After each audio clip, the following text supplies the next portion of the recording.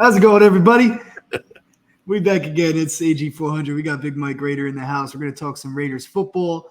We got the Steelers plus 2.5 traveling to Las Vegas, where the crowd is always 50-50, but they'll take a snapshot beforehand and show only Steelers fans before the Raiders guys get to their seat. That's according to Big Mike Raider, but I don't know if he's coping a little bit. I don't know what the true story is. Yeah, it could be. It could be, man.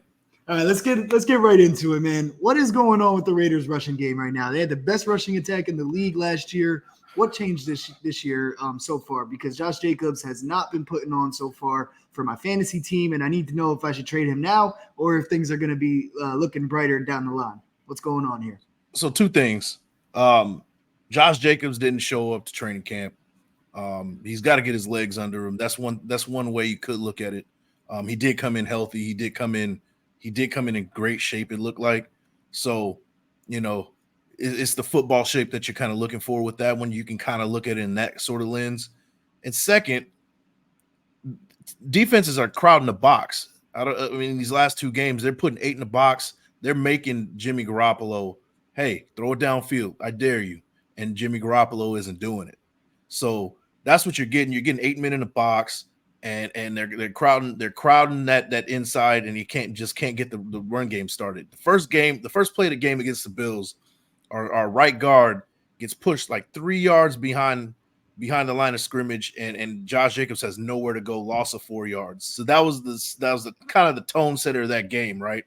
So you can look at it on either lens, like, okay, maybe Josh Jacobs doesn't have his legs under him yet because of missing out on training camp, or you can say that the lack of respect for Jimmy Garoppolo to go vertical and beat you in the passing game is part of the reason why teams are kind of like crowding 8 men in the box and being aggressive with stopping the run.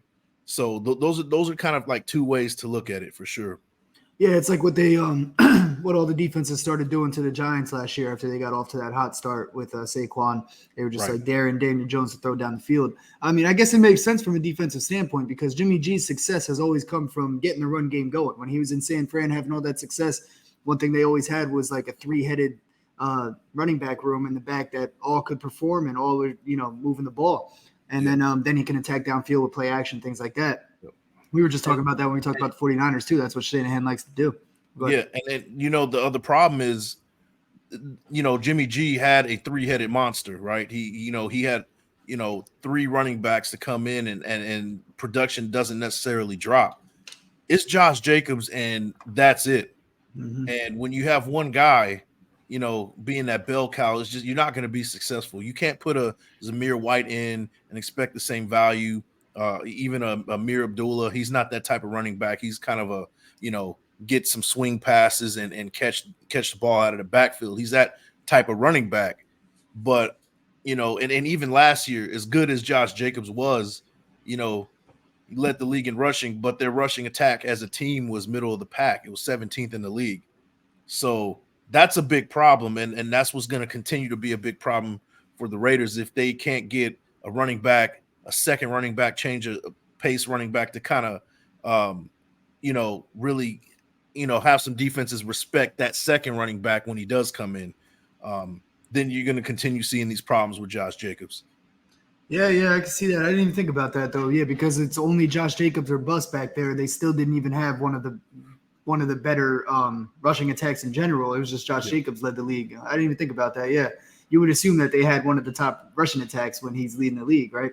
Right. The other problem, I think it makes sense for defenses to stack the box and dare Jimmy G to go long. You stack the box, put a safety over Devontae Adams with the corner, and what else do they really hit you with that Raiders roster right now? Especially last week where Jacoby Myers was out. Hopefully you guys get him back for this game. I know he's still questionable at the moment. Oh, really? He'll be back more than likely. He'll be back. Yeah, sounds good.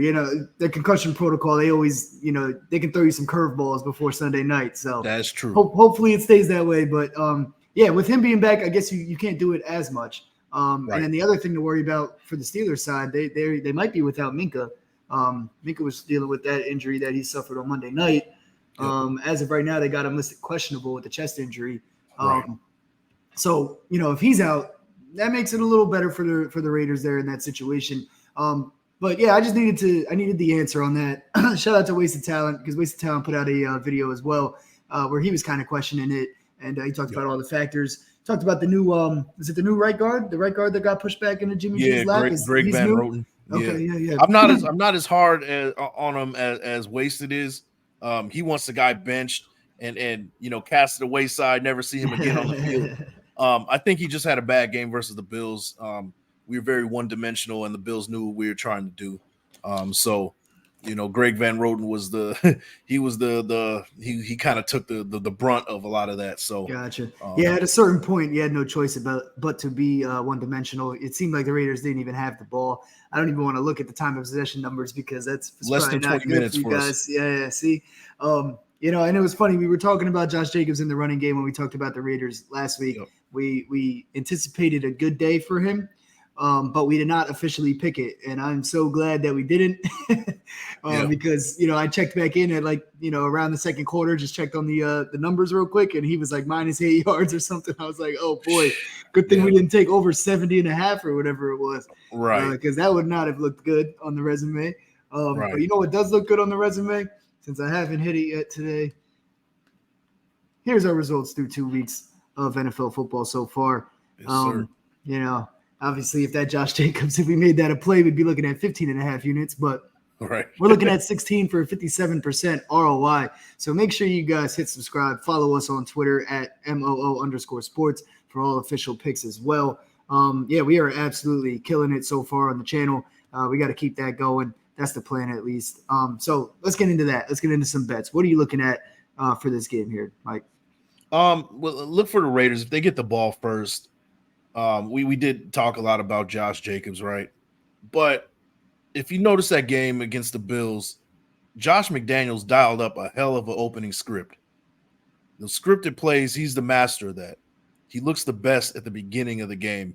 And then, I'm not going to get too much into it after the game to where, even though, throughout the game where he finds it just seems like it's hard for him to kind of adjust throughout the game. But, and here I go ventriloquist style again, but,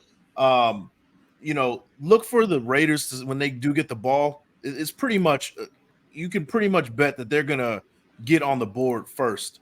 And with that, I think that I'm going to keep going with Josh Jacobs. I'm going to be honest with you, because that's what we want to do. We want to establish that run game so we can pass. I would like to see the other way around. I want to see Jimmy Garoppolo to kind of go downfield a lot more, take more risks. And if he does that on that drive, then you can get a Josh Jacobs going, right? And with that, I do like Josh Jacobs for first touchdown, and I like him for anytime touchdown as well. So that's a good one. Devontae Adams is in the plus territory for anytime touchdown. It's like a plus 105. That almost seems like a lock to me. And then there's some interesting ones on the Steelers side where you have rushing yards. It's Jaylen Warren over 28.5. Now the Raiders, we saw what they did last week. James Cook had a career game. I called that one as well. Hell yeah, baby. That was a good one. Shout out to Wasted Talent for hating on that pick, yo. He got caught up in the hype, the Raider Nation hype.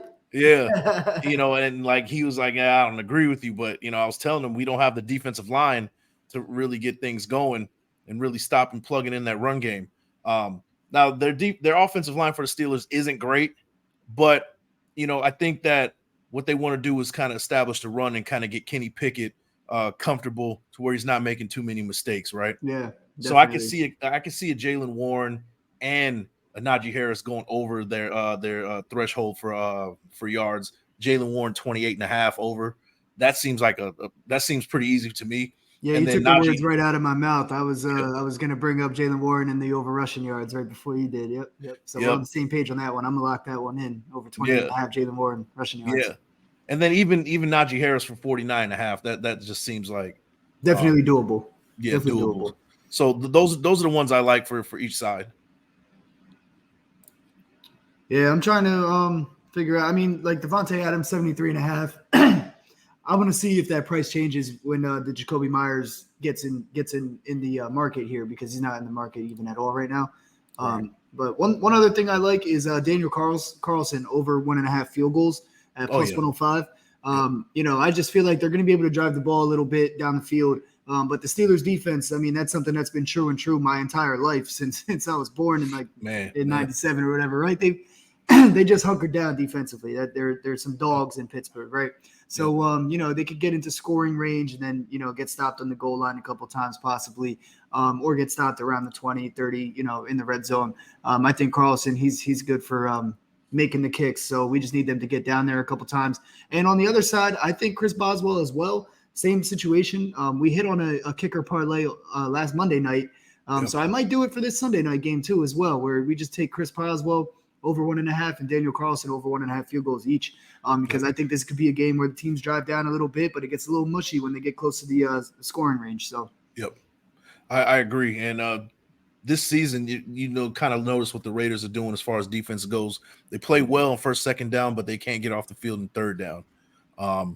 And it seems like they're playing a bend but don't break type of defense, which really irks my nerves because that kind of you're not being aggressive. You're not going after the quarterback. And in this game, you want to go after the quarterback because he's susceptible to giving up the ball, right?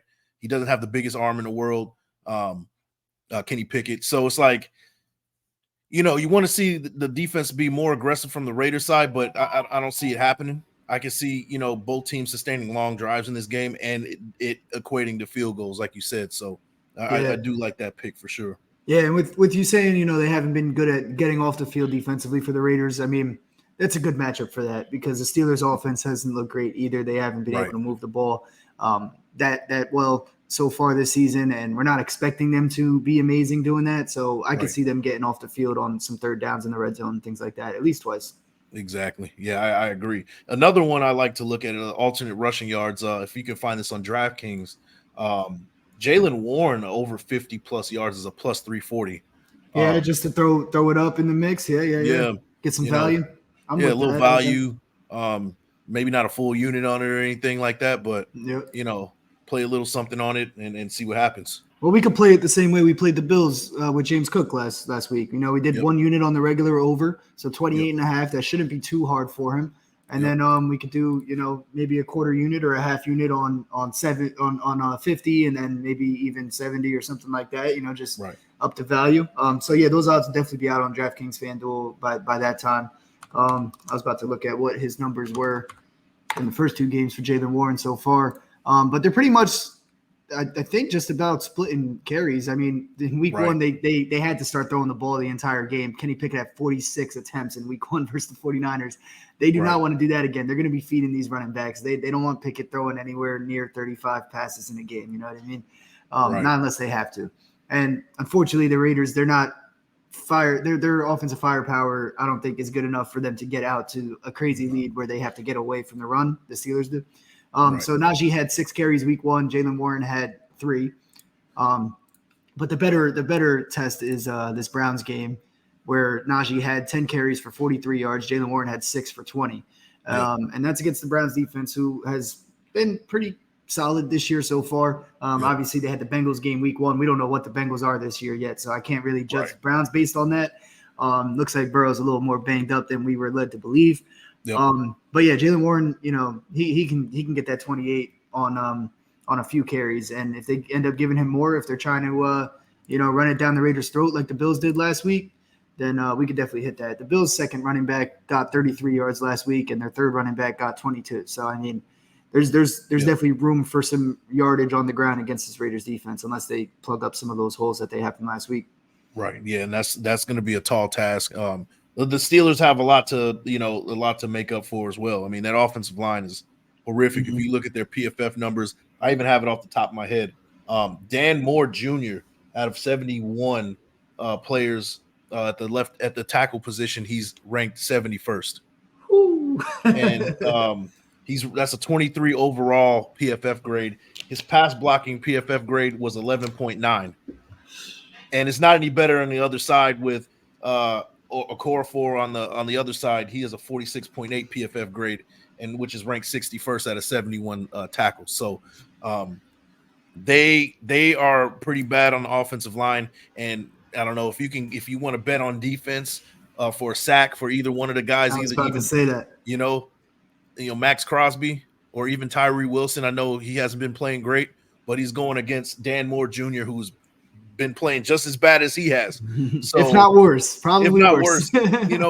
Probably worse. So, if you want to put in a sack or maybe a couple of sacks for the Raiders, whatever that over is, if you can find that, go ahead and lock that one in as well.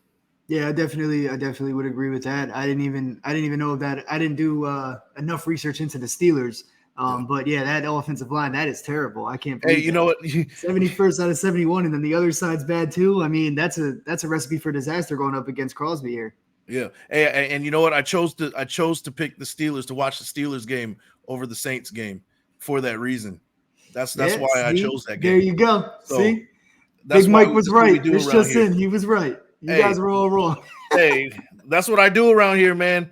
That's what I do, man. So, hey, man, that was hilarious. So, for those who don't know what we're talking about here, Big Mike had the Raider Nation, the entirety of Raider Nation, in a frenzy all day on Sunday, or was that Monday morning?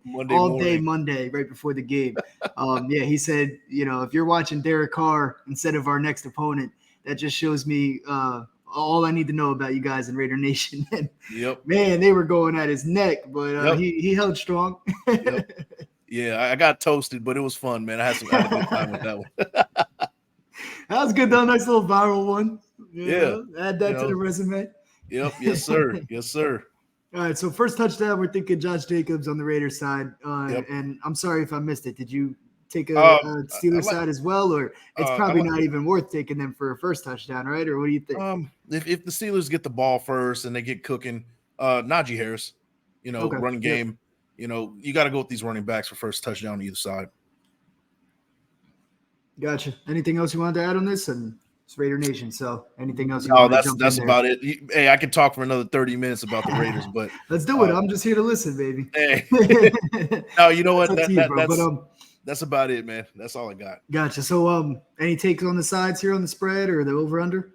I got the Raiders winning a low-scoring game, like a 20 to 14, 20 to 13 kind of game. So I would pick the Raiders to cover that 2.5. I go under. The under, I guess. Yep. I would take the under. So that's what I would go. But that's I'm not confident on. Well, actually, I am pretty confident on the under for sure. But the picking the Raiders, it's hard to be confident on that. That's my team, but I know how it goes. So I think I can confidently take the Raiders to win outright. And probably the -2.5 at that point. I mean, it's a good number. We're getting a football number at least. So, they win by 3 on a last second field goal. Then maybe we cash the Carlson bet and this. But yeah, I could see them winning this game money line straight up for sure. But the spread would scare me a little bit because the Steelers, they play close games every time. You know what I mean? So that's true. But all right. Other than that, just hit that subscribe button. Follow us on Men of Order Sports on Twitter, MOO_sports. We'll be giving out official plays, and I'll on Sunday I'll do a recap video and give out all the official plays. So make sure you're tuned in for that.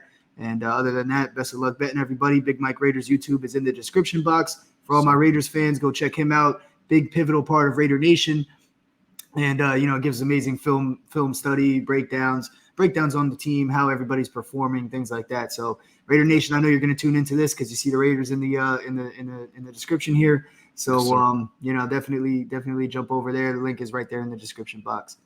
Best of luck betting this weekend, everybody. We'll see you Monday night for Monday Night Football. We got another doubleheader, and we're going to try to eat some more, baby. We're up 16 units already. Let's keep it going throughout the rest of the year. Hit subscribe and win some money with us. Peace, everybody. Peace.